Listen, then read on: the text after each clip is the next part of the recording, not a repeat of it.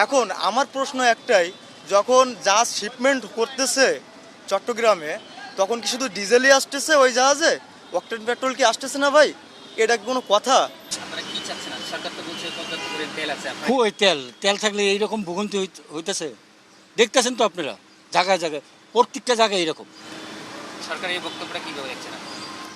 এটা মানে সব একের মিথ্যা কথা, একদম মিথ্যা কথা। এটা যদি সর্বোচ্চ মানে থাকতো, মানে অভাব আসলো না, তাহলে তো আমি এইরকম সারা রাত ধরে ধরে, আমি এর আগে সেগুন বাগিচা ধরছি, পাইনি, আইসা পড়ছি, আজকে 3 দিন পরে তেল পেলাম।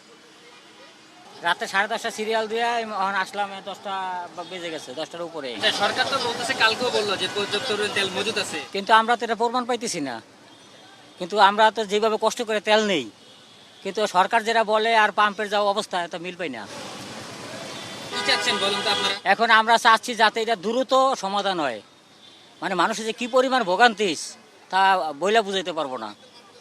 এখন যে ক ঘন্টা হোক, আগে দেখা গেল যে আপনার 2 দিন আগে তেল নিছি 10 ঘন্টা ওয়েট করে 500 টাকা, এর উপরে 1 টাকা বেশি পাই নাই।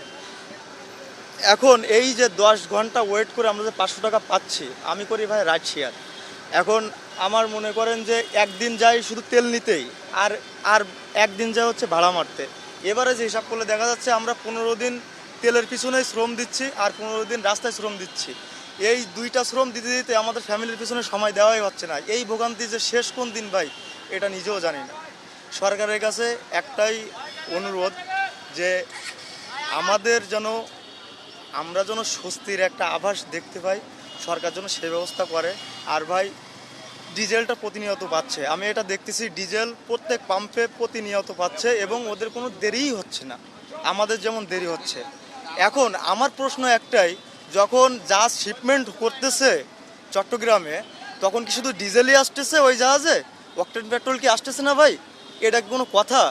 এখন আমি আমার ব্যক্তিগতভাবে ভাবি যে এই ডিজেল যদি বন্ধ করে তাহলে দেশে একটা অস্থিরতা বিরাজ করবে।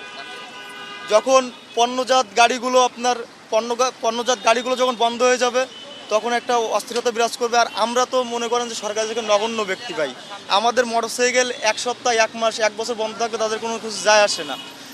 তো এটা আসলেই দুই নজরে দেখা ঠিক না ভাই। এই যে ভোগান্তি করতেছি, এটা আসলে ঠিক না, বুঝছেন?